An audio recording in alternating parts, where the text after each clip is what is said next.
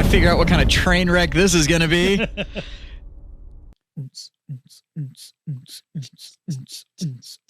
It's time for Warhammered. So fucking weird. It's fucking Warhammer time. That's Big Jim. That's Beer Jim. And I'm Jazz. And we're here for the games, drinks, and hijinks. And around here, we like to tell you all about gaming lore really fucking poorly. That's just... and if you're here to learn anything, you're just not gonna. And I'm going to take Big Jim's line and be like, wave top level. Wave top level. And that's... Sprinkle a little facts. That's still being generous. that is super generous. Yeah. Oh my God. We are as accurate to lore as a 3-year-old drawing a car. And Yeah. It's like... Is it a fox? Is it a cow? No, Mom, it's your Honda. Yeah, it's your Honda. Oh, shit. You just get a yellow sun in the corner somewhere, you know something's happening. Yeah, so. it's good. We must be outside. Oh, it's the basement. Okay. We're going to go with that. Yeah. But we have some typical stuff we like to do around here. But before we do that, some of our episodes are they're out in the world. They're frolicking. They're dancing. They're out there. They've been ingested into people's ear holes. They've been thought of. Just let that marinate for a minute. That's Try good. not to fucking go. It's like that. We're just gonna leave it. Hitchhiker's Guide to the Galaxy. They put that little thing in their ears. Yeah, so you can hear it. Yeah, no, 100%. That's what we did to you. Yeah, that's what we did. We earwigged you. Or that's Babblefish is what that was called. That was Babblefish? That was the Babblefish. It'll let you process any language. But we've got some episodes out there, and people have been commenting. Which is bizarre to me still. Which is wild. That means that we don't suck enough to keep people from saying something. Yeah. And they're saying stuff. The last episode, the legendary draft, of which you guys will just figure out that you're inferior. No, no, buddy. No, my friend. A guy named Chad. Hey, Chad. Near Chad, there's no drywall safe. Actually says, love these episodes. I wish more lore podcasts were like this. Just a bunch of friends chilling and bullshitting. And I was like, fucking, you're on track. That's 100%. That's kind of how it is. That's exactly. Strap yourself in, Chad. Be that long-term listener. Literally, have these guys ever played the game? I'm not quite fucking sure. That's what you should take away from this show. Yeah. Some of us have. Yeah. Some of us hasn't. Yeah. Your guess. Let's see what else were the other ones here. What flavor of suck would you like? Okay. One of my I liked that episode because it was a good one. essentially how bad do you want life? Dude came on and just said salamanders. So that's where I'm going. I was like, and then I sent a couple some feels the salamander thing that's today under the group chat. It was very yes, touching. you did. It was touching. it was very, very touching. Right. I'm not well, even though I did draft them. I literally drafted them for like their prime arc. Yeah. Not for Vulcan's how a nice they badass. are. We'll have to work on the how. How touchy-feely they are? Yeah. Okay, we can do a trade, though. Yeah. You're gonna are y'all touching? Well, we're gonna take a What's few going Night on Lords. here? We're gonna be like, look, you need to be a little more like that, a little less like this. Yeah, come on. So, but there's been several comments on a couple of our episodes about people that are like, love the show, have no fucking idea what you're talking about. Where do I start with the lore? What book do I start on?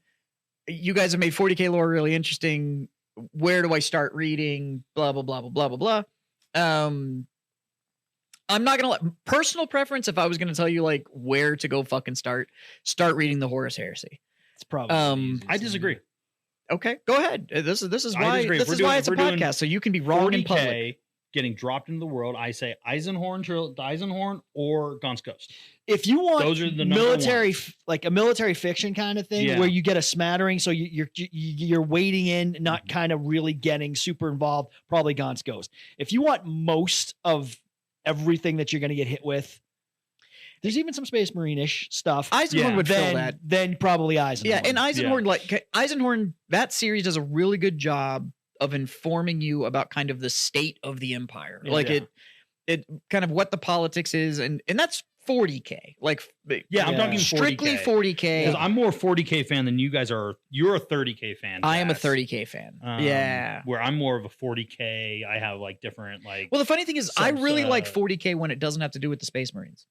Really? I like 40K, not Space Marines. Yeah. So like, I like 40K when it is like when it's the Inquisition doing their thing, or like the whole narrative behind Necromunda, and just like what it's like just to suck in the Imperium. Like, I like all that stuff, but it's like, hey, the whole universe sucks and there's these superhumans. And it's like, oh, okay, great. Well, they're also like 1 in a billion. So who fucking cares? Like, I don't, and that is not the bulk of the universe. Treat them different ways. Some treat them like run of the mill cannon fodder. And I think Dan Abnett does a good job of saying like, one of these guys can take on like 200 dudes. Like that's, and makes them. Yeah. Those so if you're getting started, it does depend, but Dan Abnett or Aaron Dembski-Bowden. Look, and regardless of the series, if Abnett wrote it, it's going to be good. Yeah. Yes.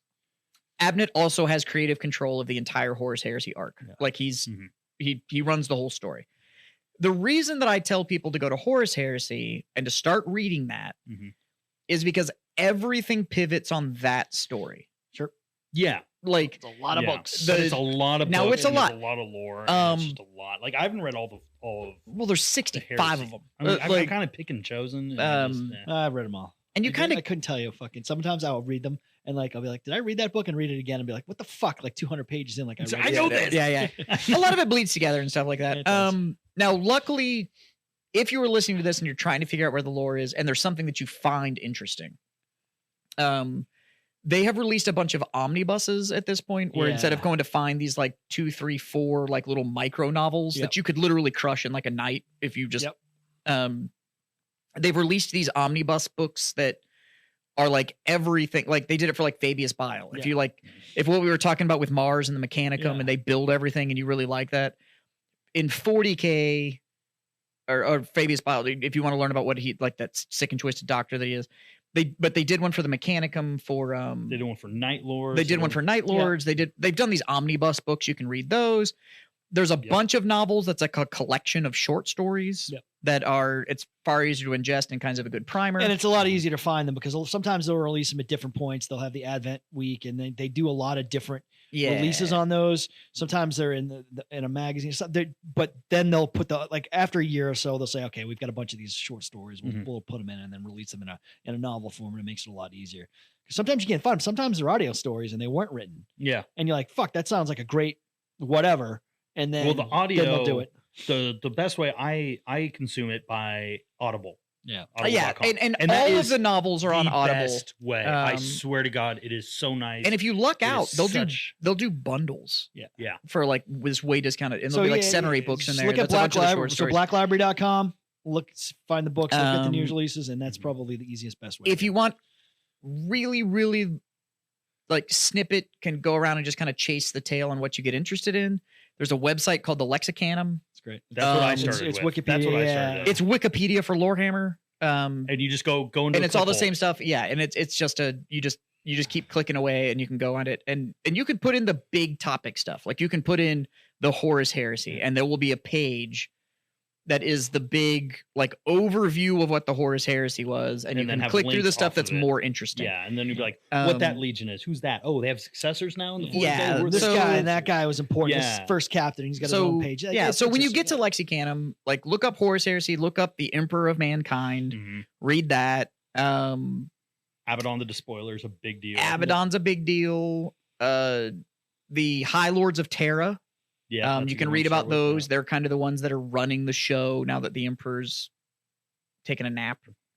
Or just also just look up like Adeptus Astartes. Yeah, Adeptus Astartes, and then that'll break it all to the chapters and all that kind of stuff. So there's a lot out there. If you really, really want a novel, my recommendation is the first novel in the Horus Heresy is called Horus Rising.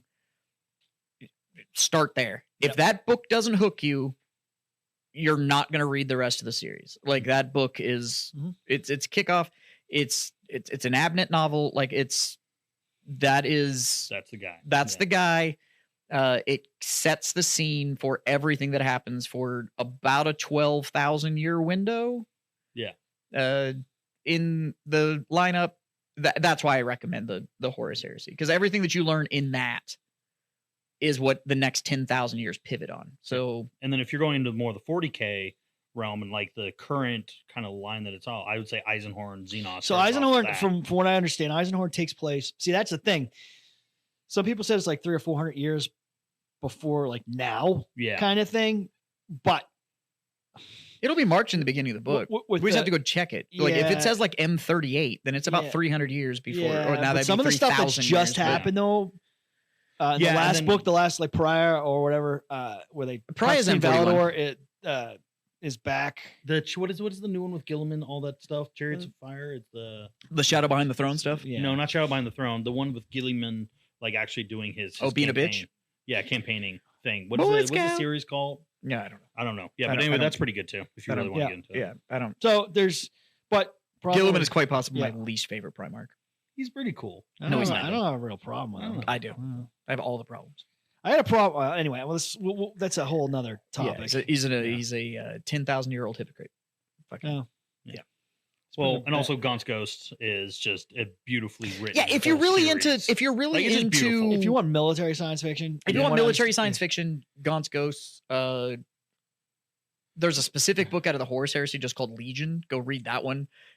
It is arguably about the Alpha Legion, but they're only in like 10% of the book. Yeah. Like the rest of it is actually all like IG and shit like that. That one's really good. And his Horus Heresy is that era. Possibly one of the best written IG books. I don't know. Yeah, that was weird. But we were getting a bunch of questions about where the fuck do we start? Yeah. So it's huge and it's unwielding. It's absolutely massive. It's hard to tell you where to start. But that is at least a couple of jumping off points that you could go find and run all from the there. Stuff that's out right now. So you're not waiting. By the time you're not gonna, to the end, you are not going to run out of content. Like it's just not going to happen. Yeah. So, read the back of the book. Be like, does this interest me? Do I want to know? Yeah. About these? So you're not going to run out of content. There's enough jumping off points for you that even if you ended up in some huge rabbit hole, you're never going to run out of you're wondering content. where to go next after you've digested 10 or so books. Come back and ask us another question. But Horus Heresy is 65 novels. The 66th book comes out. Daddy Warhammer will spring. be here for you. Yeah, we're here. Come back. We're here. We're here for you. That being said, it is time for Beer Jim's Beer Corner. Yay! Look at that. He comes with his own sound effects. There it is. On Beer Jim's Big Corner. But no, Beer Jim's Beer Corner. There we are. There, see? There we go. He likes to, when we like it too, explain what the fuck this beer is. Because everybody's like, I love craft beer. And then you ask them for things. And they don't know what the fuck they're doing. So we've devised this little corner where we're going to talk about a specific beer that he's going to bring in and sample for us. And explain why it is what tit is. I said titties. Yeah. So, Jim. Yes. What are we discussing today? We are going to be discussing a Bavarian Hefeweizen. That is what we're going to do. And we make Bavarian. Is this from Bavaria? It is from San Antonio, but it's Bavarian in spirit. A couple of folks came from Bavaria. No, it's from San Antonio, you dick. So, Bavarian Hefeweizen. Hefeweizen is a German-style ale. We talked about last time about ales lagers, or a couple times ago. Which is apparently a yeast call. Which is a type of yeast. So, Hefeweizens are a style of ale that came from Germany way back when, and you get a lot of really interesting flavors. You get a lot of banana, clove, a little bit of citrus on there, and there's no banana or bubblegum or clove added into it. It's just the phenols and esters from the yeast that produce it. This beer has 4 ingredients. It has water, it has yeast, it has malt, which is in this, it's 50% Pilsner malt and 50% wheat malt. That's what makes a Hefeweizen. A Hefeweizen has to have half of the grain bill need to be wheat. And then, the yeast, which is extremely important in this beer. Now, is that falls back to that Reinheitsgebot, the Bavarian standard or whatever it is, where it's German purity laws. There you go. It can only have 4 ingredients. It can only have 4 ingredients, and they had to change it because they didn't know yeast was a thing when they first wrote it. So they had to change it. Originally, it was 3 ingredients, and then they're like, "Oh, yeast is a thing," and they're like, "Oh, fuck me! All right, cool. Well, 4. It's pure if it has 4. 4 if it has it." So it's really try good. this. Yeah. It's a fantastic beer. If you smell it, you're going to get a little bit of banana, a little bit of clove, banana, bubblegum comes through a lot, I feel. Mm-hmm. Yeah. Same thing with it's a very similar to, macro commercial examples would be like Blue Moon, as people always compare it to a little bit. Yeah. That's a little bit different. That's a Belgian wit, but they're in the same vein. They're in the same family of beers. So yeah, I've always liked Heffies, and I think Hefeweizen, whatever. Hefs. Okay. See, that's why we have the beer corner. It is one of my biggest pet peeves when people go like, it's a Heffy, and it's like, so. But I like it cute because I feel like it's a good year-round beer. It's a great year-round beer. Yeah. And it would be, stored. It was the beer that you made when you were doing more in like the springtime. Because in Germany, beers were made for the region, or not the region, but the time that it was made to be drank. So you have Maybachs, which are made for May. Oktoberfest, made for, hey, guess what? October. Which is actually celebrated in September. Which is end of September. Yeah. Yeah. September and a little bit of October. Yeah. It's actually not like this month-long party. Unless it's actually you live in Braunfels, and it's in November. Mm-hmm. Yeah. Well, there's actual Germany. Yeah. And then there's the country uppity people in the US that like to decide that they can just celebrate other people's shit. Well, and fuck it up every time. I don't know. That's true. People seem to enjoy themselves. I'm not saying they don't have a good time. Yeah. I'm just saying you can't be like, well, I live in a German name town. We absolutely celebrate it the German way. And it's like, really? It's also a hotel. They're called Edelweiss. Like, I don't know if like. Yeah. But it's a great beer. And we love it. It's one of our best sellers. Just because you spelled house AU doesn't mean it's necessarily German. I know. Yeah. So I don't know. What do you think, Jazz? So we've carried this beer here for a long time. Yeah. And it's been one of our core brands since day one. Yeah. So what I like about this, to be honest with you, and at least your Hefeweizen, is it. I don't feel like this beer makes me work for it. Yeah. Like it's just kind of like, yeah, it's fucking good. And you don't really need to like, oh, I think I'm picking up notes, and it's like I can just go like, it's a good fucking beer. Yeah. Like I don't and it's. The two things that I love about this beer is when I get comments back, we have a group of like 10 Germans, like they just speak German, come to the brewery every Tuesday because we have a schnitzel truck come every Tuesday, and they go there, they eat their schnitzel, and they drink like 10 or 20 pints of Hefeweizen. Do they pound the tables and make speeches? No, they don't do that. Okay, that's good. Yeah, they aren't really yelling that loud, with gesticulating in odd ways. Yeah. Throwing an awful lot of high fives around. Yeah. Like I don't nothing like that. They are wonderful, beautiful people. We love them. They're great. And then we also get a bunch of ex-military people who come in, and they'll be like, hey, I'll try the Hefeweizen, and then they'll drink it, and they'll be like, I haven't had a hef. I couldn't find a hef like that since I've been stationed in Germany. Sure, this is amazing. Thank you. Like you get really excited. And those two things are like the big things. I'm like, I don't care what judges or competition say. If those two groups of people are in, I'm happy as a client. You and I had this conversation though about a lot of your approach as a brewer when you go into beer, and a lot of that approach of like, good is good. Complicating it for the sake of just complicating it is stupid. And it's like, if these styles are out there and they've been around this long, it's not because that style is bad. So all you have to do is figure out how to execute it just a little bit better. Not execute it differently, but also execute it. Yeah, but just execute it with style. quality first. Yeah, true to style. I mean, like we go so far as our entire brewery in the brew house has 100% reverse osmosis water. We don't let San Antonio water touch our beer at any point. But that means that we can then add in all the minerals and salts from a specific region. So this beer actually has the exact same water profile as Munich, Germany. Okay. When we brew it. Wow. So that's something that's really, really cool that we're able to do. I know this beer is dangerous when you poured this for me. And that was a whole beer. Yeah. Pretty much. And this bit's gone on for like 6 minutes. Yeah. And it's gone. I have no beer left. It's very smooth. It's a very smooth beer. It's very great. easy to drink.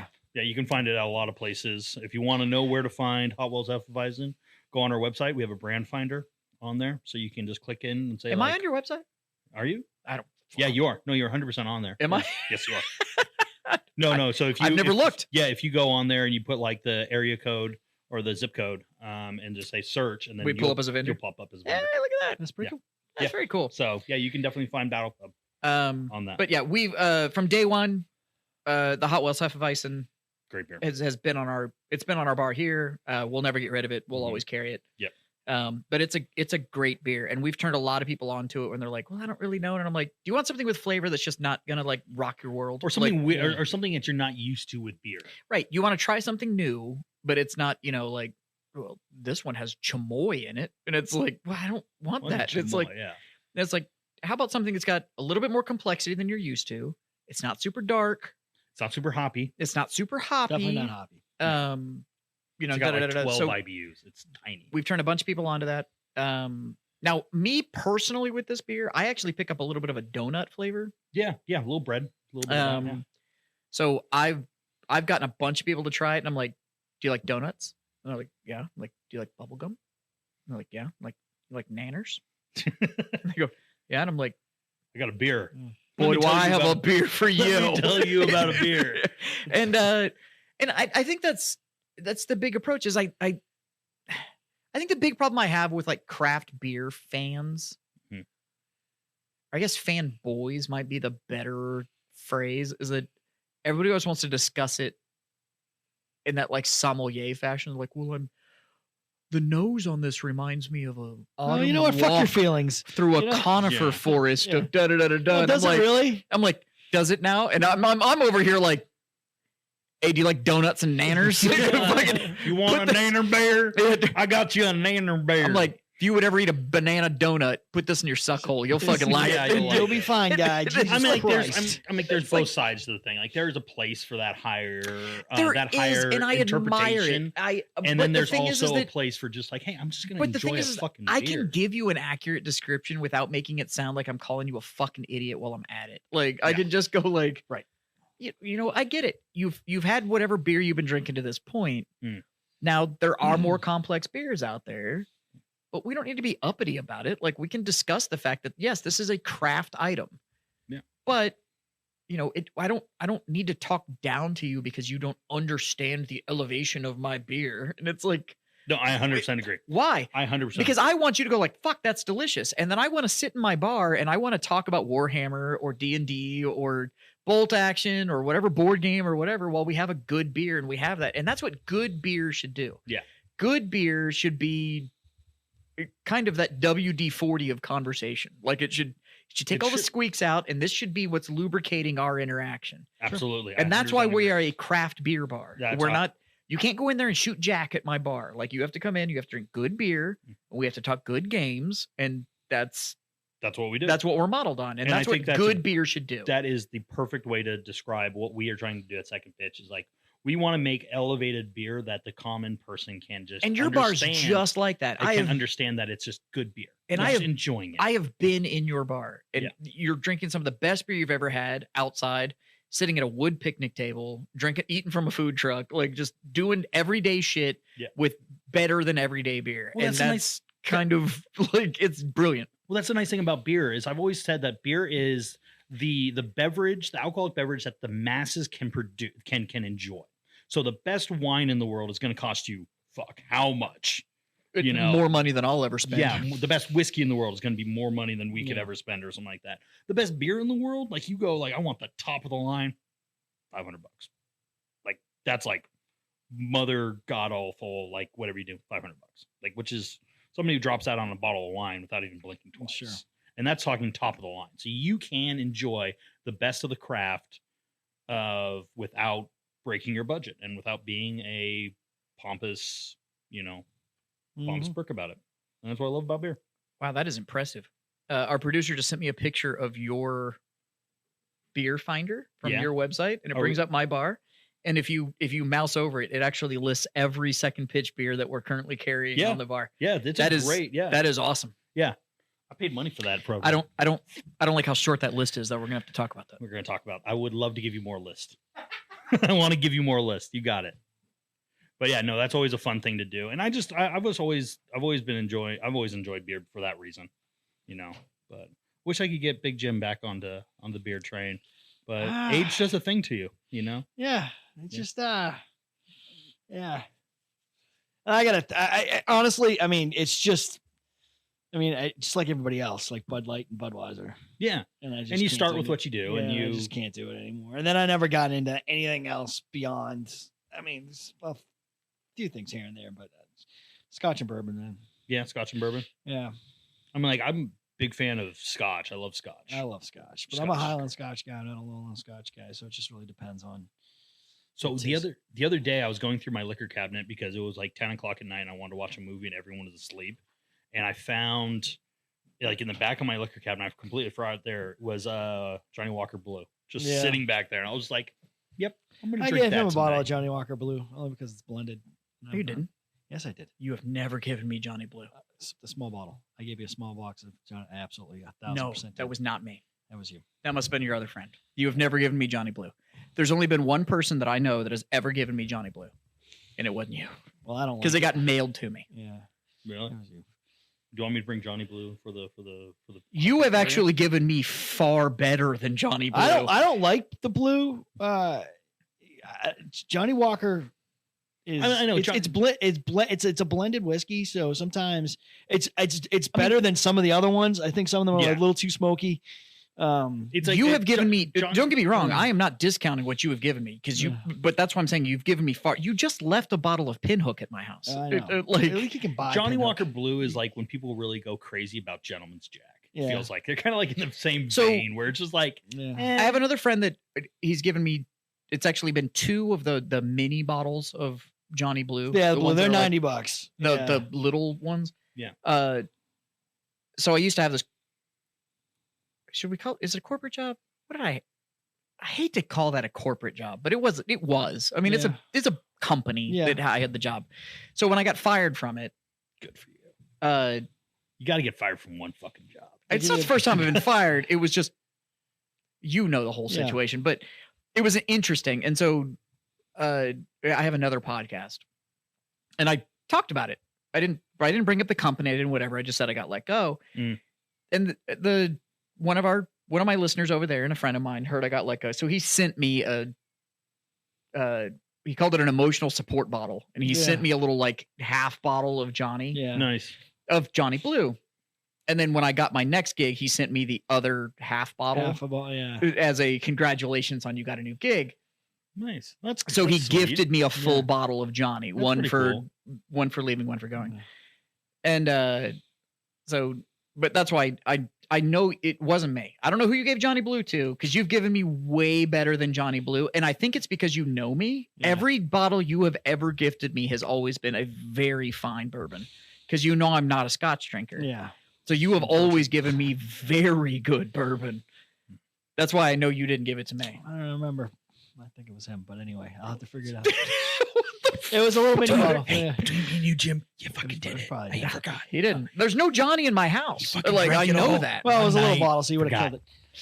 Anyway. Anyways, it doesn't matter because we're here for the beer. For the beer. And whatever other booze happen to be sitting around. Yeah. But speaking of talking about beer and things that are had in a tavern, there is D&D news. There is a lot of D&D news. Big to Jim be went sleuthing. So he sleuthed the shit out of this. So this news came down. So it's a couple of days old or whatever. But we do talk more than just Warhammer. And we do talk about a bunch of different games and stuff. Deep down, deep down in the cockles of our hearts. Yeah. Everybody around here is a dyed-in-the-wool nerd. Yeah. And we're nerdy about a bunch of stuff. Yep. Like you're a game nerd and a beer nerd. Huge beer nerd. Yeah. I love beer. I'm friends with you, so I hesitate to call myself a beer nerd. You're a beer nerd. You're in the group. I dub thee. But I'm a bourbon nerd and a game nerd. I know your gaming background. I've been in your office and seen what books are up on the shelf and stuff like that. So we are dyed-in-the-wool nerds. And when that happens, what you end up with is a dirty sleuth that wants to tell you all about all the trash. Instead of paraphrasing, which is what we do on this show really well, I'm going to read the Variety article just so everybody gets context of where they're coming from. Hit it. Because God, I'm so excited. We have problems with the fucking movie. Anyway, so this is from Variety about a day ago. We've had a ton of big budget high fantasy on TV recently. Game of Thrones kicked the doors open and followed up with the House of Dragons and its many beasts. But the Lord of the Rings, the Rings of Power, the Wheel of Time series, and so forth and so on were both excellent TV outings. But get your swords ready and learn your spells properly because now the iconic role-playing game is headed for a TV show. Paramount Pictures has ordered 8 episodes of the live-action Dungeons & Dragons TV series for Paramount Plus. So these are the same guys that bring you 1886, 1923, Yellowstone, all that kind of stuff. That stuff. Fuck, did you watch the? So I I have haven't. not. I haven't watched the second season of one? Picard, but Picard. I watched the first one. No. Fuck me, that series was good. Was it? Oh god, the first season of Picard was awesome. I haven't watched the second one. Can't vouch whether or not it held, but god damn, that first one was good. So he's Excellent drop in, Jazz. Big Jim, what were you saying? So anyway, so rolling on with this. I told you we were nerds. So we first heard this news in 2021. At that time, Derek Kolstad, and this is why I'm reading the article, the creator behind the John Wick series, was developing a Dungeons & Dragons series for Paramount and Hasbro. But now Variety reports that Rawson Marshall Thurber will bring the show to life. Thurber has written the pilot for the Dungeons & Dragons TV series and will also direct the show. According to Variety, the series is co-produced by E1 and Paramount Pictures. Why this is important, I'll tell you in a minute. While we didn't know much about the plot yet or the aspects of Dungeons & Dragons world, the series will pull from. It's important to note that this is a separate project from the Chris Pine starring D&D movie Dungeons & Dragons. God. Honor Among Thieves. So anyway, a little bit about Thurber because you like to know. I was about to say what's the pedigree on this guy? The first guy, John Wick, fucking great. Could be a dark series with a slight bit of humor, but it could have been dark. This guy, Thurber is known for writing and directing and co-directing films like Central Intelligence, Skyscraper, and Red Notice. Fuck. All of which starred Dwayne Johnson. He's also known for such films as Dodgeball and Where the Millers. He's currently working on 2 sequels to Red Notice for Netflix and sold a pitch for Voltron, a Voltron feature film for Amazon. So we're fucked. So I don't know where that leaves us. However, E1 is also co-producing Joe Manganiello's Dungeons and Dragons documentary. That is a different topic, and we'll get to that next. But that's why there is some hope that these guys won't fuck this whole thing up. Whenever I see a director with that pedigree do something different, I always think of Adam McKay. Because Adam McKay was just like the goofy fucking director who did Step Brothers and all that kind of stuff. And then now his second half of his career has made some really fucking good movies. So, yeah, maybe this guy wants to stretch his legs, right? When I hear that it was the John Wick piece, do you know how easily John Wick could have gotten super campy and super awful? Like, well, that was the first guy that was involved. Then they moved on to. But what I'm saying is, if that guy was still involved, but do you know how it would have taken a sea hair width of deviation? Yeah, for those movies to be awful. Mm-hmm. Yeah, I mean, just terrible. And instead, there's been 3 of them, and they're making 2 more, and all of us that like those movies are like, and a TV show. Please so. I'm like, Please confirm that there's 10 more, and I'm in. Like, I don't like if you're just gonna keep giving me this.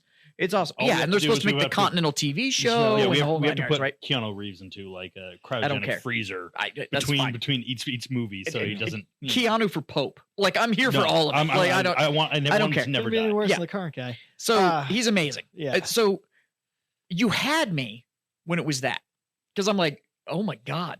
Because in my mind, I go, we're gonna get the Dritz series.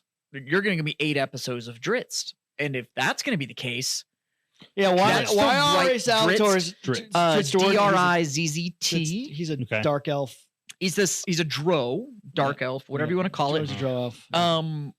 He's a linchpin character within the D&D universe. Okay. Yeah. So actually, Forgotten Realms. Fuck, I forgot it. I have a present for you. Okay. So anyway, but anyways, I appreciate that. Yeah, I'm going to ask those questions for people who don't know. So I don't know anything about D&D. Yeah. Typically written by, as you said it, this guy named R.A. Salvatore. Fantastic author, but he writes on the darker side. So it's far not more Warhammer Fantasy dark, but it's not grim much dark, darker than that universe ever saw. So when those first books came it's out. not Warhammer dark in the idea that it's not that everything is awful. This is dark in that R.A. Salvatore does an outstanding job of taking you on the emotional journey of the character and not necessarily on the whole, like, look at the power he wields. Yeah. It's the fallout. So it sounds like he's just a good author. Cool. He's a very, very good author, but it's made an absolutely phenomenal character.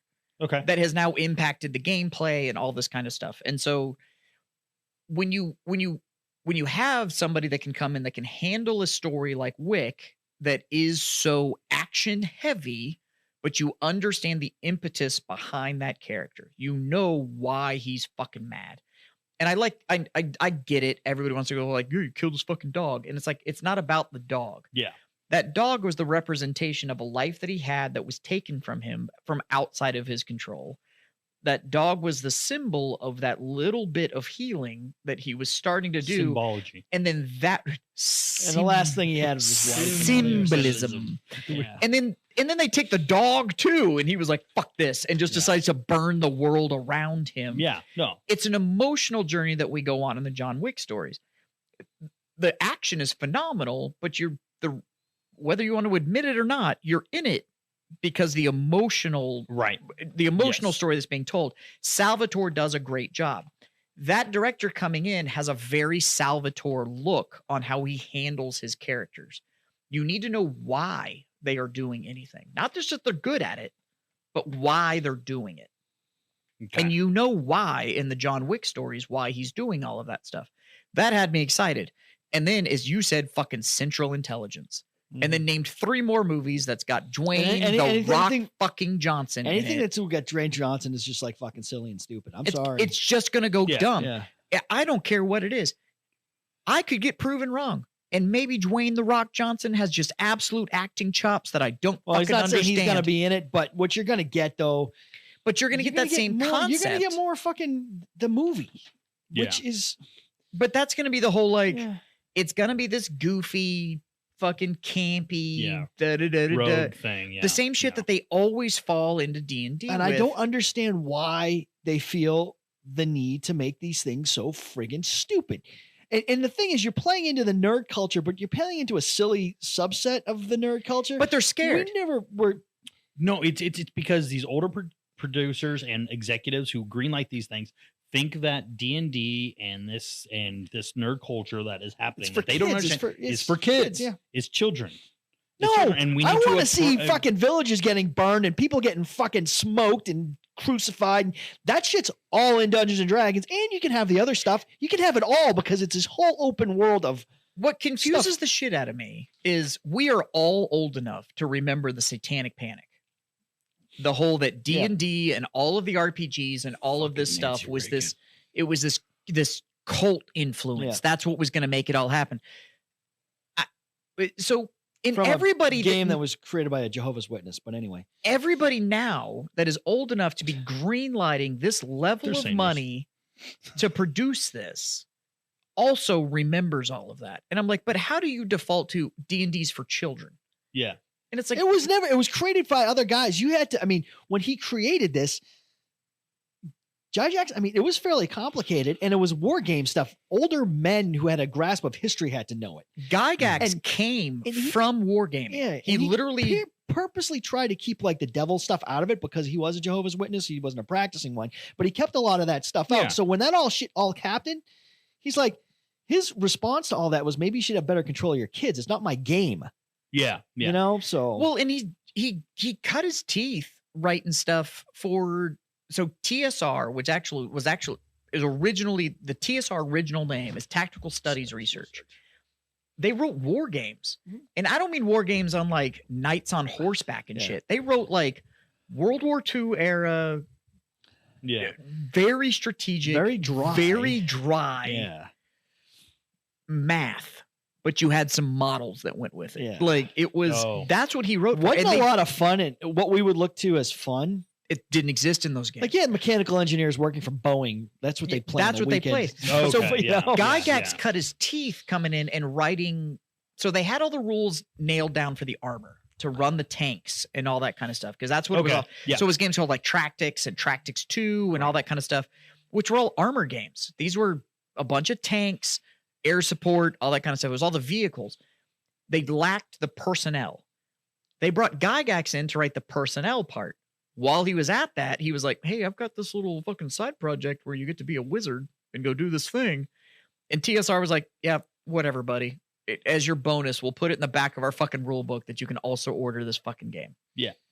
He was like, half of it was to fund a naval game that one of his partners was trying to write. Yeah. So he had all they wrote D&D and they did all this kind of stuff and it hooked. Yeah. Like, And that's why the original set, what everybody talks about, I had a red box. Really? What size was it? Because if it was bigger than about that, you didn't have an original red box. Because all the TSR shit used to come out in the size of a half sheet of paper. It was folded in half, stapled in the middle. Because they couldn't afford it. Like this thing cost $10 to make. When they sent it to you, nobody was paying $10 in 76 or 77 when this stuff was coming out. It was super expensive. That was expensive. Like I have an original set of Tractics 2 in this shop right fucking now. Isn't it a box? It's the size of a half sheet of paper because they literally printed it all out, folded that shit in half, and put it in a box, and stapled it and put it in a box. And that's how original D&D came. Really? Like that's they were crazy. these tiny little books. Right behind you. Yep. I've actually got some examples of it. Yep. He can hold that up. Yep, I can. Don't drop it. See that one in the upper corner? Yeah. So show the camera. Yeah. So that one in the upper left-hand corner, that is original D&D and original chainmail from TSR. Yep. That's how big the books were. That bigger book is AD&D. It's what's also known as 2E. That's second edition. Which is how I came into D&D. Yeah, It's the old school stuff. But and it wasn't supposed to be a hit. No. It was supposed to pay for, because he wanted to keep writing military games. It was a passion project for this guy. Because they we were probably going to get into this in a different format and kind of talk about the history, but like they would run like what he does. And all these guys would come and they would descend upon his little town there in Wisconsin. And they would have their like weekend of playing their war games and stuff. And then some guys would, and the miniatures got a little bit more important and a little bit more popular, especially as the game kind of, the different games or what, but like Avalon Hill used to be the big name in wargaming. They had the books and they had the big boxes and you could go and you can buy all so stuff. if you talk to like our dad's generation, and they talk about war games and stuff like that. So my dad, I know about Tractics 2 and learned this history because my dad played Tractics 2 when he was in high school. And back then, everything was published by Avalon Hill. Really? So you get little cardboard, like and so all these little hex tokens. At any rate, extremely complicated. It was never this kid's game. It was always designed for adults. So it's and so you have these people greenlighting this shit that's like, oh, that's for kids, and it's like, go find your average play group. I'm telling you right now, I know Stranger Things has liked to inform the public that it's 7th graders that are playing D&D. Yeah. I'm in a D&D group. Do you know what the median age in my D&D group is? It's about 36. That's about the median age in my D&D group. Do you know why it's 36? No, please inform. Gaming hobbies are fucking expensive. Yes, they're not just like cheap. Everything else. It's now if you want a hobby that is going to eat up that level of time, give me one hobby that eats up any real level of time in any of our lives that is inexpensive. No, there isn't. You ever been to a comic book shop lately? The average comic book is between $5 and $10. I almost died. Do you know how much a D&D book is? Yeah, well, a current D&D book. I don't know, whatever I paid. $49.95. Yeah, $50. $50 for a book. They were like $24.99, I think, second edition, some of that stuff back in like the late 80s. Yeah. It's $50 to buy the goddamn book. A cheap set of dice these days is $17. Yeah. To get a set of dice. Yeah. And by the way, one book doesn't get you playing. No, it doesn't. It doesn't get you playing. I can see our campaign book sitting over there, and that's what?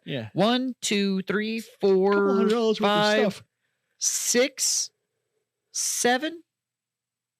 I got 7 over there. Now, what's helped? What's helped? $350 in books. Well, what's helped the tabletop game is video games, because you got to be Drist Award, and you got to be some of these guys.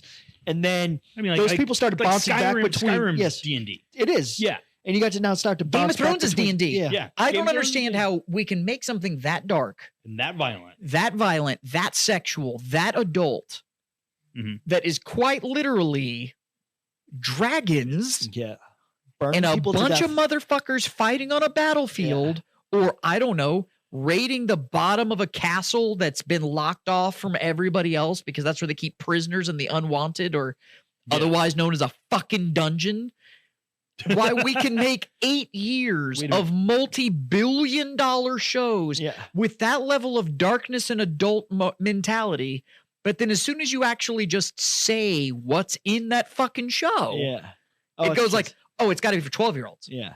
I don't. If the word Dungeons and Dragons comes in, it immediately lowers the IQ watch class. IQ the watch age by about 20 years. Dude, no, I don't. Yeah, that's exactly, and that's what my concern is. I mean, with the movie, it's goofy as shit. The movies that came before it are goofy as shit. Right. Whereas everybody else, Halo, this TV series, I thought it was age appropriate. Like it wasn't light, it wasn't dark. I mean, but that had that video game. People had a certain expectations based on the fact that it was a video game. So I think you could do those things. Oh, we'll fucking murder people. You can do those kind of things. And they did. They shot people and stuff like that. But I'm worried, like the TV show, like it doesn't feel good. No, doesn't give you the warm and fuzzies. And you would hope after Game of Thrones that you could do that stuff. Like, and also not even Game of Thrones. The next Game of Thrones is starting to do just as well as the first. It's dark as shit too. Yeah, that's dark. Why can't we have this stuff? So anyway, this is why we can't have nice things, people. So that kind of segues into something that I mean, so talk on the sort of the business end of things. What Wizards is doing and. Like what's Wizards? So Wizards of the Coast. So TSR went from TSR, then they were purchased by Wizards of the Coast, and they had a bunch of IPs. So now they Magic and all that stuff. So Wizards is like the company that owns D&D. They are they are now sort of. Yeah, TSR is gone. Sort of. So Wizards of the Coast is the brand that they like to put on the back. Yeah, that's a weird of name. D&D books. Yeah. So Wizards of the Coast started. Making a game called Magic the Gathering. Right. Which is a card game. Of course. Yeah, everyone knows Magic the Gathering. Right. So, and then there was a merger that happened and they took over when TSR went under. Okay. They took over D&D. And they were okay. Everything was doing fine. Everything was rocking and rolling. The game was awesome. Both the games were awesome. Yep. It was great. Two of the biggest systems that were out there. WotC had all the money. Mm-hmm. And then this toy company came along with all the money in the fucking world. And the people that run WotC like money. Well, everyone likes money. Yeah. Right. So what came along and WotC, Wizards of the Coast, WotC, somebody came along and showed them this really, really shiny number. It was like, we would like to buy you. And WotC at the time was a privately held company, which meant we would like to buy you isn't good for the shareholders. It's just good for the people that currently own WotC. Yeah. The handful of people. Yeah. So that company was called Hasbro. G.I. Joe. Yeah, the toy company. And they make, children's games and shit like that. And they were like, you guys do games. We do games and toys. We're pretty much the same fucking thing. Except for we market to 7-year-olds. Right. And you guys market to people with incomes. Okay. So you should let us buy you. And WotC was like, fuck, that's a lot of zeros. Yeah, and they did. So they sold. And now what you have is... As a business owner, I completely understand. So now what you have is Hasbro that has taken what had two of the most well-known titles in gaming. And Hasbro has come in and done everything they possibly can to take a giant, flaming, steaming shit on the chest of both of those games. Like, how long ago did Hasbro buy these things? Like 3 years ago. Oh, it's been recent. Yeah. So super recent. Oh, okay. So the first, Producer? Yeah. Can you confirm Hasbro's purchase? Confirm or deny? So the first throat that they looked at and was like, I have this really sharp knife. And what I would like to do is slowly drag it across your whole neck was Magic the Gathering. Right. Okay. And boy, did they succeed. They were like, is this the most popular card game in the world? Let's dilute.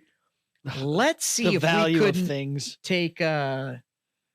let's see if we couldn't take the Pokemon model of it's not really about playing. It's just about collecting and do as much of that as we possibly because we didn't get to can. watch the fucking comic industry completely crash doing the same exact thing. Right. So we didn't have that luxury from 2010 to 2015. We didn't watch them do that. Let's do it ourselves, and that's exactly because we didn't need 17 alternate covers of every comic ever and da da da da. That's what they did with the cards, I guess.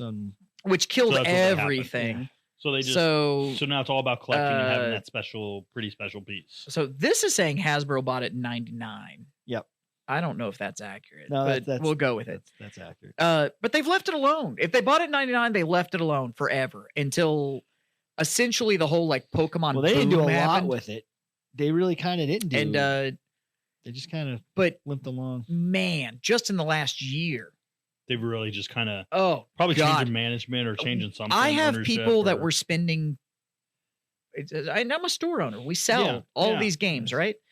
I had people that were spending $5,000 a month.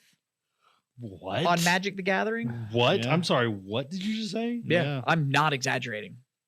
That's rent. That's a mortgage. $5,000 a month on Magic cards that are now in the process of selling their entire collection for half value. Because Magic the Gathering has burnt them out. Yeah. It's major releases every month. It's limited this, limited that, da da da da da. And the problem is, it comes down to Disney said it best when they made The Incredibles. When the villain goes, when everybody's super, no one will be. And that's what they've done. They've turned everything into a limited run. And when you turn everything limited, nothing's limited, and it lowers the competitiveness, and nothing's worth anything. Nothing's worth anything because what you've done. So now they just try and do the next thing to make it limited, and people get burnt out of that. Oh, I need to have. Eventually, you either fucking OD, or you go cold turkey. Well, people are doing the cold turkey. They're doing the cold turkey thing because it's just at the end of the day, they're going, it's fucking cardboard. Fuck you. My cards still play whether I buy new shit or not. It still works. And all the so they just stop. The tournaments and stuff honor all that stuff. They let you continue to do whatever. So that part of the game hasn't changed. So people just do what they do instead of buying new shit. So right now, I got a message from them today. And WotC, I fucking hope you see this. I got a message from WotC today asking about whether or not I want to continue on my path to premium as a WPN store. So I'm a Wizards Play Network store. And I will maintain my WPN status, which means that I can do organized play. I get a guaranteed allocation of new releases for Magic. Okay. Whether I want to continue my path to premium. Problem is now, all that path to premium, becoming a premium store, all that it actually does for me as a store is it gives me permission to spend more money with their company. It doesn't actually provide any fucking support at all, including the restrictions of hey, you as a store, you can't sell to third-party vendors. Okay. Amazon, Amazon.com, Walmart.com, any of these big websites that do aggregate providers in order to sell the product directly. Right. I can't sell on any of that. Do you know why? I think you're going to tell me. Wizards of the Coast provides all that product directly to those third-party vendors, and they don't want their stores competing with them on those vendors. Now, what does Wizards of the Coast do when they provide directly to those online vendors? Sell it for cheaper than I could possibly fucking afford to sell it for. They undercut you. So why would I pay you for the right to not be able to compete in your own fucking pricing model because you're undercutting me on every fucking channel? It really reminds me of my dad used to have a saying, when I was 21, I was starting out to drink and everything. And me and my dad were going out drinking, and we went to this bar, and they were like, yeah, it's $10 cover. And he was like, you guys got a band? He's like, no. He was like, we're good. And I was like, well, it was just $10, whatever. And he was just like, I'm not going to pay someone for the privilege of drinking at their fucking bar. Yeah. And that's what it sounds like they're trying to do. Pay you for the privilege. And that's what they want. So it's really premium. Now you can get more product, and you can get more of this, and you can do this, that, and the other. But then they took away everything. So as a WPN store, we used to have this thing. We had a whole week where we could sell it before anybody else. Well, they've gotten rid of that. There's no more pre-release bonus. Everything can just be sold by everybody that got it the week before release date. And I'm like, so you don't have a release date. You've just moved your release date back a week. Yeah. Like that's so they're nothing doing special. that. So they're doing that, but They're tell doing me all that, what but- the other thing that they're doing. but now they're doing it with D&D. Okay. So Dungeons and Dragons, they have essentially looked at it and gone like, how much blood can we squeeze from this turnip? So there is a thing called the OGL, which is the open game license. Okay. So the OGL originated with this thing called the OGL 3.5. So D&D as we know it exists in what is called D&D 5e. So Okay. 5th edition. It's the 5th iteration. Okay. Now 5th edition has now been around for damn near 20 years. Like it's 5th edition's been around forever. Okay. So they're now transitioning to what this they're calling it D&D 1, like ONE. And it's supposed to be this super bridge of like tabletop play and digital play and VR play and blah blah blah blah blah. But it Sounds like a bunch of buzzwords. it's but I'm in, horseshit. Yeah. But they used to do this thing called the OGL. What the OGL allowed was the core mechanic of the game, the shit that makes it work. You could take that and you could make your own shit. So like a new adventure module or maybe a modified version There's of a bunch the of game. these companies that are out there now that make this stuff, charts and adventures and Charts modules. and adventures and modules. And- or That like you can use in your D&D like, campaign. Like I have one on my shelf right now Tons. called Anime 5e. So if you're really into anime and you like that stuff, It you could works for use the D&D thing. the yeah. D&D rules, Okay. the Yeah. function of D&D. So that's Right. like but it's in that that's the that connection. flavor. There's those Got you. that kind of Okay. use just the mechanics. Then there's people whose whole businesses are wrapped around you playing Dungeons and Dragons. But hey, I wrote a module. Yeah. Hey, I've I got wrote charts. this adventure. We've got a Mhm. monster Like- manual that's a whole bunch of monsters that aren't in the D&D that monsters they that don't are support, awesome. but might be Yeah. popular. Okay. Yeah. Cool. Da, da, da, Okay. da, da. Yeah. Well, Sounds like Hasbro great for the community. Hasbro runs WotC. Now, I went to art school. All this kind of stuff.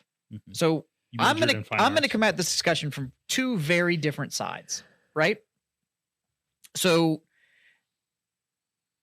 I view from a business perspective, I look at it and go, there's no fucking way WotC has the man hours to produce the level of play content that is being done by third-party applications. Okay. Yep. Yeah, that makes sense. There's no fucking way. There's no way. Mhm. There's no way you have the man hours to write the support material that is out there to drive your game.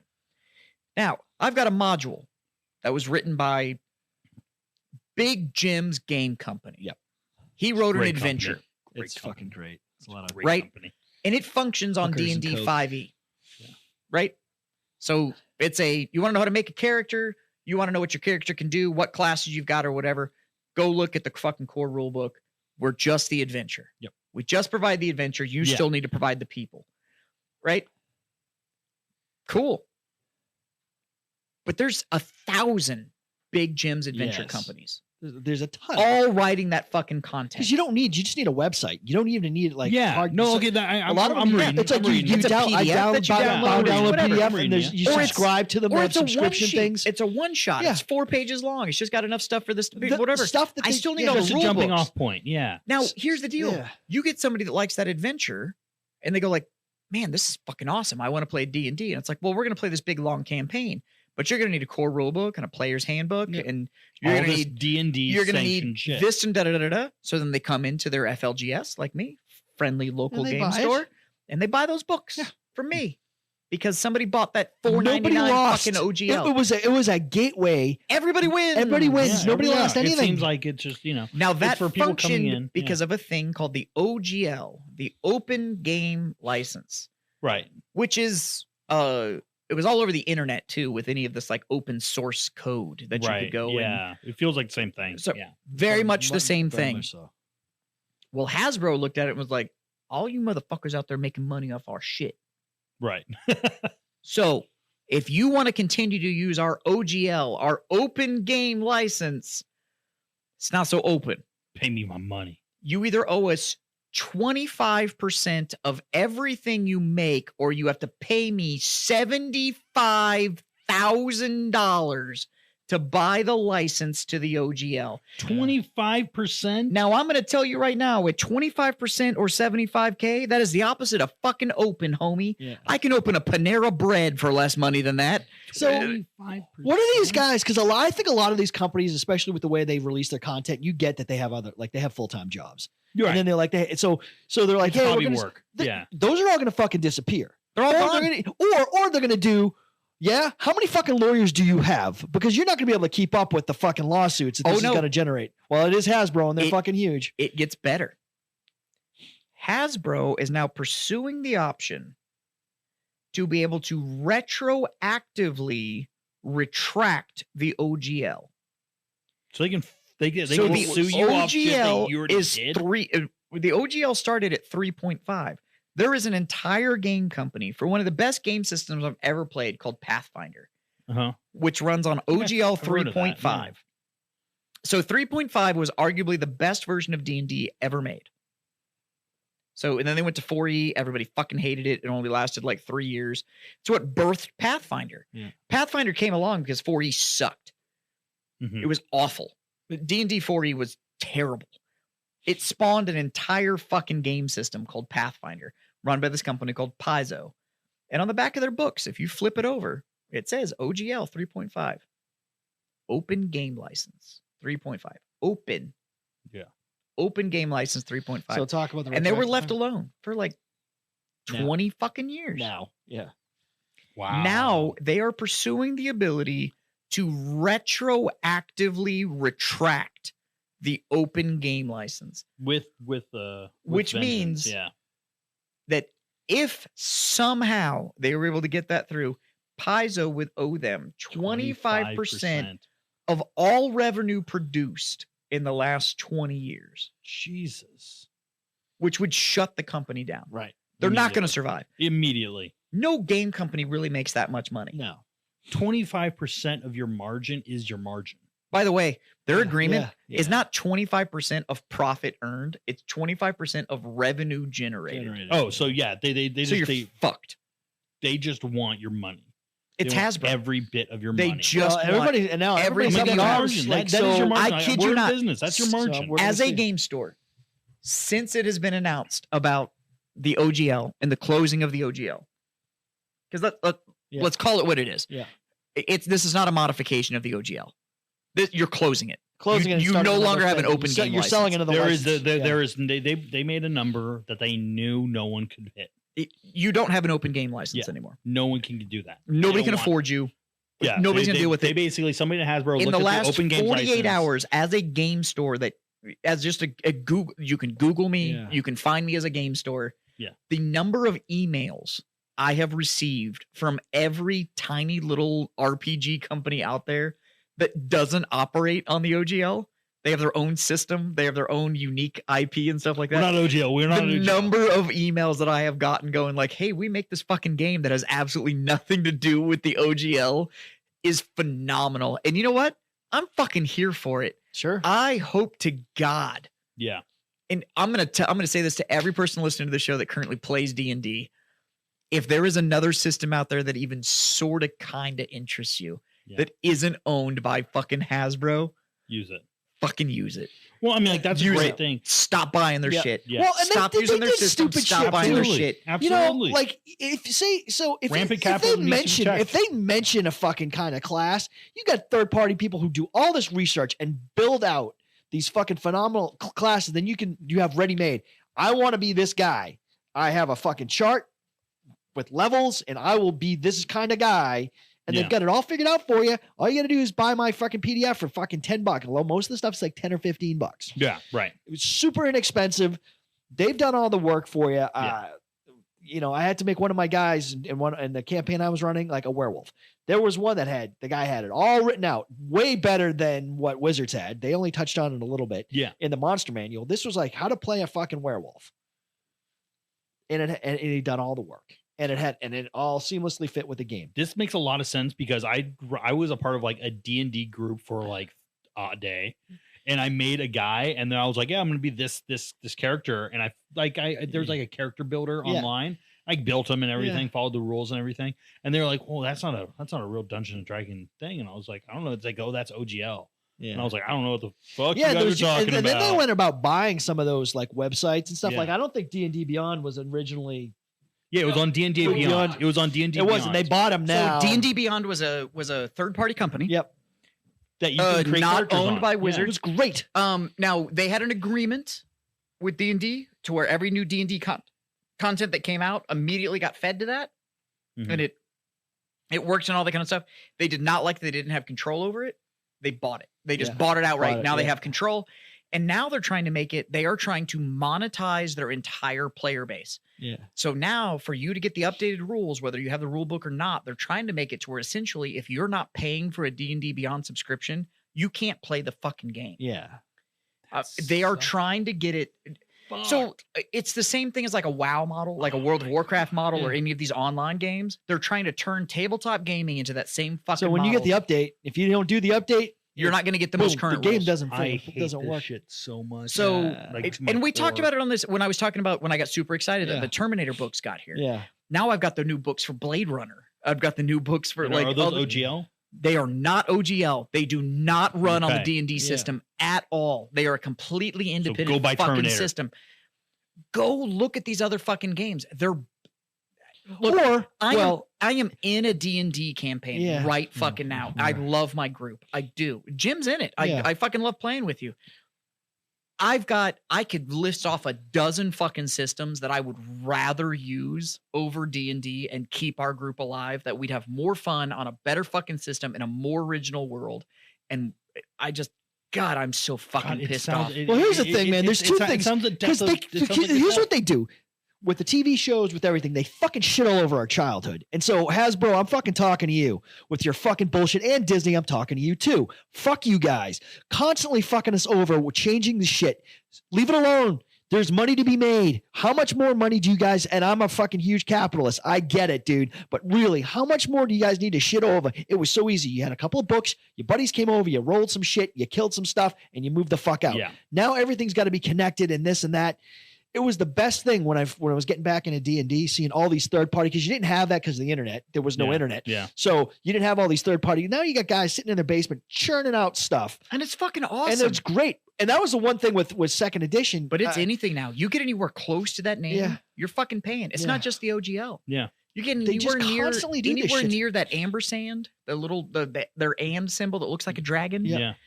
Anywhere near the name, any whatever, it's all the same. Everybody's paying the same fucking price. Yeah. So what's the upshot? Because people are bitching. This is just a super recent thing. Are they going to fight it? Are they going to look at it and say, hey, this is stupid? This is going to hurt your business? Because everybody's doing what he's saying. Don't play. Yeah. Find something else. Fuck you. Yeah, find something else. I've already you done vote it with your dollar. I've already done it with Magic. When they did it to Magic in here, and what they've done, I've cut all of my allocations by half. Like I'm. Yeah, you vote with your people are coming into the store looking for it, and then I mean, I have people. We had a guy. We have guys dumping entire collections. I've had people literally just leave them at the store. They've walked in. You said they have rolled cardboard, the 5-row cardboard boxes of cards into my store and just been like, I'm fucking out, and just left it here. Didn't even want money for it. Just fucking walked away. I don't know what to figure it out. I mean, it's just like, and it's like, what are you people doing? Like, you bought this company? Is it just we don't want to manage it anymore, so we'll see if we can just here's the thing. out? I've got all my second edition books. We'll just play fucking second edition. I want to play Riffs. I will play Riffs. That hasn't changed. We should do. It would be fun to play some of the other games. Riffs is non-OGL. It runs on the DS system. It's like, you better bring everything because it's going to make you roll your D17. I was like, well, I don't fucking have one of those. Like, figure it out, bitch. Like, it's like, what? It was, and it's, roll a D10 and a D7 and figure it out. But nobody was trying to make a buck. Now everybody has the opportunity to make a buck, and then they're trying to screw them, man. And they do this constantly. And the thing is that Wizards was already a $1 billion company. And so now they're like, hey, we're going to tax you for opening the book. Yeah. Yeah. And it's like, do you not want us to play? You. And the problem is, what is it you'd like me to do with the book? Because do you want me to not play? Because I can fucking do that. We'll find something. Done. Do you know the problem? I'll go play Blade Runner. I don't give a fuck. You want to tell me that we're going to play Blade Runner? Yeah. Yeah. I'm in. I guarantee there is some fucking the the board of Hasbro, the top CEO, has no idea about this was a memo on something that he saw. He doesn't really kind of understand it that much. And there's some young flash in the pan exec that is like, I can make a little bit more money. Yeah. And daddy's going to be happy. Let's turn tabletop gaming into a subscription format. Yeah. And let's they were do like, it. So I'm going to bounce And then from this company to the next company as I work my way up. And it's got nothing to do with the games or the anything. And the big reason that we won't get behind it and we're not going to just roll with the punches and let it happen and see what happens is we have principles here as a game store. Like, we don't charge for our game tables here. Nope. Yeah. Which I think is insane, but you're a better man than I am. We don't charge for the game tables. Why? I'm not going to tax you to play your game. You own a bar. Do you charge me to sit down? If I could, I would. I wouldn't. Do you have a cover charge? No, I do not have a cover charge. No. That's what renting a game table to you is. Yeah. Renting a game table to you was a cover charge. That's a goddamn cover charge. Do you know what it's turned my players into? Loyal. Yeah. I want you here playing. Yep. That square footage is going to sit there, whether I charge you for that table or fucking not. And the other thing too is you're not going into Walmart and finding D&D books. It's either mom and pop or you get them online. Yep. And I like, so is it Warhammer who or the guy at Black Library, whoever gives you a break if you buy it, or they have only certain stuff that they release through mom and pops so they can support. So actually D&D was doing that. Yeah, right. Okay. The thing is now is we're concerned that whether or not that's going to continue. It was great. So that was a great idea. So brick and mortar stores got exclusives to certain covers and stuff like that you could not get anywhere else. They had to be had at a local mom and pop game store. You had to price might not be different, but the price was identical. But the cooler you got shit. The cooler and that's exclusive shit. Great. And for gamers, that's what we live for. We live for, I've got something you don't. I can't even tell you how many times I've bought a book because I had a special cover. Yep. Yeah. And a little bit more of printing. We're stupid. My copy of Dune. Oh, look. So I have a readable copy of Dune. Like Frank Herbert's just Dune. I have a readable copy, and then I have my hard copy that does not get read. Why do I have that hard copy that doesn't get read? It's a special edition. And when you pull it off the shelf, all of the edges of the pages are spice blue. Oh, really? Like the color of the eyes. Yeah. Is that at your house? It's at my house. I'm gonna find it. I'm gonna open it. I'm gonna read it. You can open it Right in front of you. That's fine. Just Do go you have the flip through encyclopedia? I don't, and I want it so bad. I'm gonna eat ribs while I do $200. it. I had a chance to get it for $125 on. I'm gonna eat barbecue and read your Dune. That thing, it's written on like if you've ever like the Bible page with that blue, super thin. Yeah, really? The onions. Oh, yeah. Because it's so onions because there's so much shit. The guy who wrote it, he wrote it with Frank Herbert's. I know we're getting on a fucking rabbit hole, but he wrote it with Frank Herbert's like blessing. There's like little shit he might have mentioned or almost like alluded to, and there'll be like a whole fucking page and a half that this guy just basically made up. But everything in that thing is fairly canon. Like it goes into, so if people speculate about shit, go to the encyclopedia. You want to know what the Sardaukar are all about? He's got fucking pages of shit. It's fucking cool. But anyway. Right. Yeah. So the whole OGL license thing is really fucking interesting. Jesus, capitalism run wild. Well, it's capitalism to the point of destroying people's fucking. It's destructive capitalism. Yeah. It is so overarching that it's impacting everybody on TikTok that talks about D&D. Yeah. If you're making money on TikTok because you talk about D&D, that's what I heard. Yeah. You owe them license fees. Like if you really. If all those huge online streamers that are using D&D to put on these entertainment shows because you're watching them play their campaign. Or I've also heard it's going to take something like fucking Joe Manganiello and those guys with some clout and Hollywood. See, I'm going to have really fucking I doubt curious. that they're going to give a fuck. So Joe Manganiello is working on this documentary, and I'm really fucking curious with this coming out. What happens to this project? Yeah. Well, that he's all tied up. So that was my other thing. Now he's all tied up with guys from Wizards. If he's already got the whole spectacles, testicles, wallet, and watch from Wizards, they may be going like, no, go make us look good. Yeah. Because we're doing a great it's job. for the 50th anniversary next year. But we're doing a great job of fucking ourselves. Could you please go make it to where it's still interesting to get involved in this game? I also think it was like for like independent artists who will like make like pictures of your character. Like we'll draw your picture and then all of it. They're getting And now look, I'm torn on this because I hate the fact that it's crushing all these small creators. As somebody that went to like film school and created media and all that kind of stuff, I also get the whole like, you're owed fucking nothing. They invented this IP. Yeah. Yeah. You being able to use their IP to make a living and you didn't invent it is fucked. You should have to pay for it. It's so old But at this point, though. But they went so fucking extreme. Yeah. That's the problem I have. So, like, are you guys familiar with the Unreal Engine? Yeah. Yes. Okay, so the Unreal Engine it's a video game creation engine. Mhm. So I mean, the first Yeah, no, I first know what- I game know was what it yeah, is. the first game's yeah, so Unreal. there's a game called Unreal. Unreal. And that was But yeah. The Unreal Engine, which is now at Unreal 5, is what the next gen console Yeah. games are being designed on. Yeah. It's a design software for making video games. Now, their software is free. You can go to Unity, you can download that fucking software. You don't pay them a fucking dime. And for the entire creation process of your video game, you can use every update, everything Yeah. that they do for their game. Yeah. You can build your trailers in it. You can do the whole 9 yards. You can market your company. You can do everything. All that they ask is that if you go to market, if you publish the game, once you are profitable, you owe them 5% of your profit. That seems fair. I have no issue with that approach. Yeah. Now, if D&D had come out, if Wizards had gone, hey, we're not going to retroactive this, but based on the new licensing stuff and everything going forward, if you're going to make new content using any of the new stuff, once you make money, not recouped, not whatever, once you make money, 5% of what you make, you owe to us. Because we did all the heavy lifting. And they did, right? Yeah, sure. They build the world, they do the marketing, they're the ones that generate all of the it's D&D. You fucking know what it is. They do all of that. I get that. So if you're making D&D content and they're doing all the advertising for you, you got a free marketing platform. That's not necessarily fair. But making this so fucking aggressive that you're just going to crush everything Everybody. Yeah.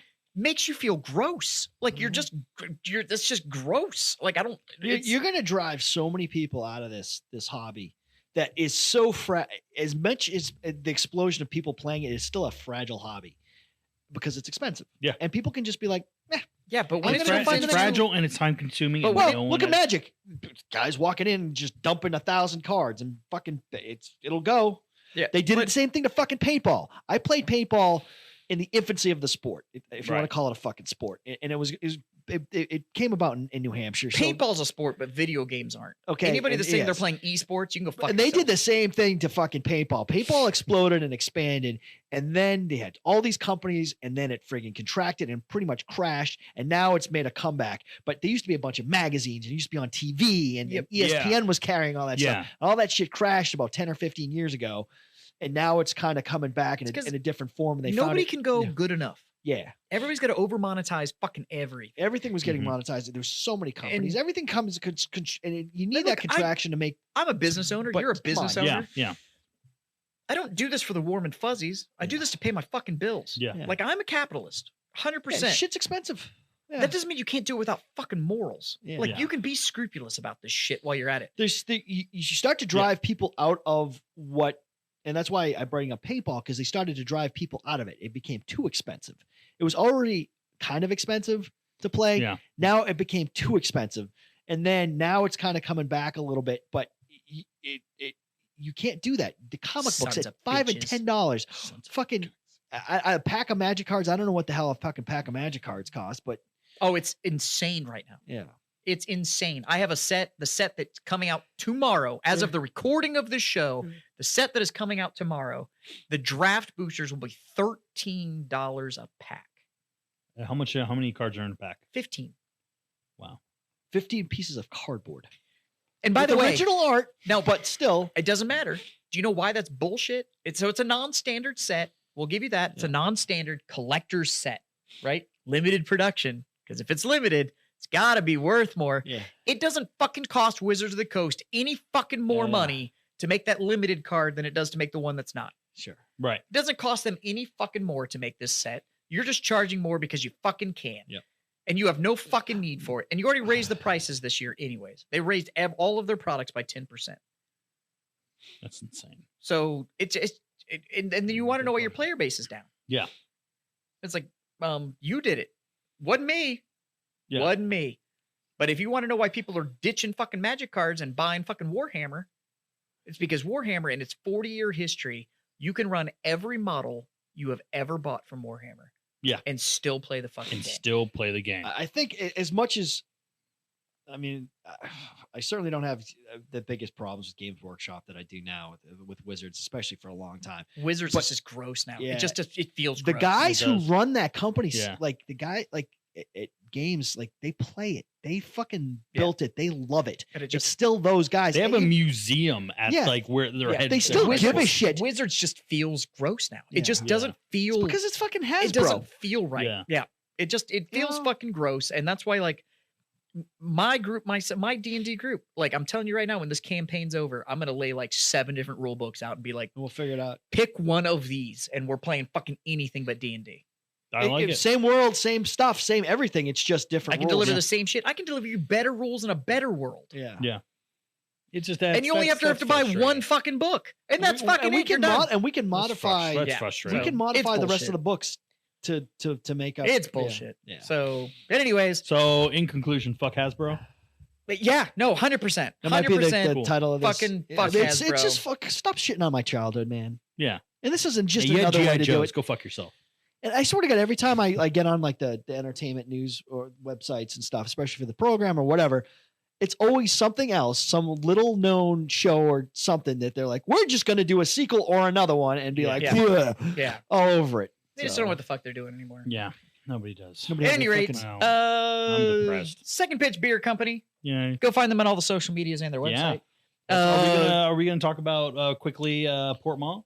Tell them all about it. Yeah. You tell about it. It's your I gotta pee, so you fucking tell them all about it.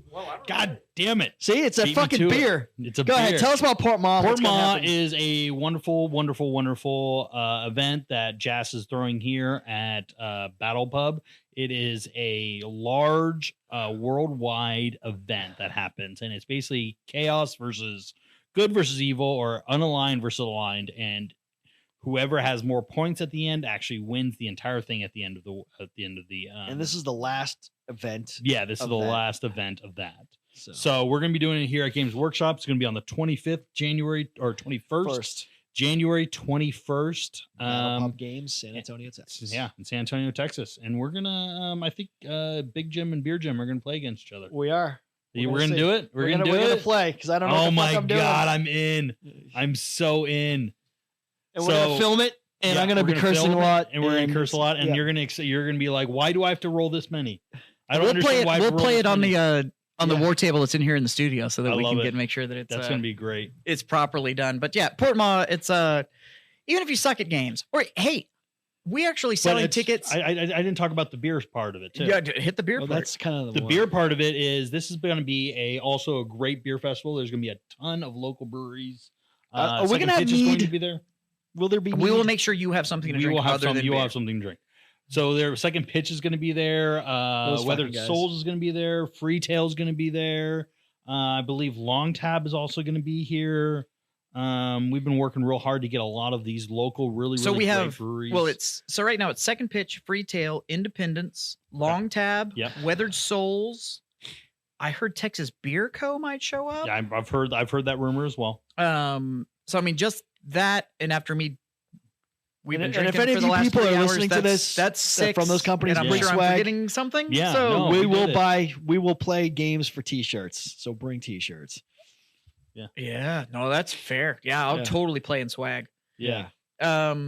Big Jim's gonna finally fucking throw down on a war game. We're gonna figure out what the fuck's going on. The Space Wolves. I'm gonna bring my whole Space Wolf army. But it's gonna be a good time. 3,000 points. 3,000 point game. That's minimum. Minimum 3,000. The minimum is 3,000 points per side. I already had somebody that told me they were bringing. Who shit am I going to be borrowing? Play? What is he playing? I don't know. We'll figure it out.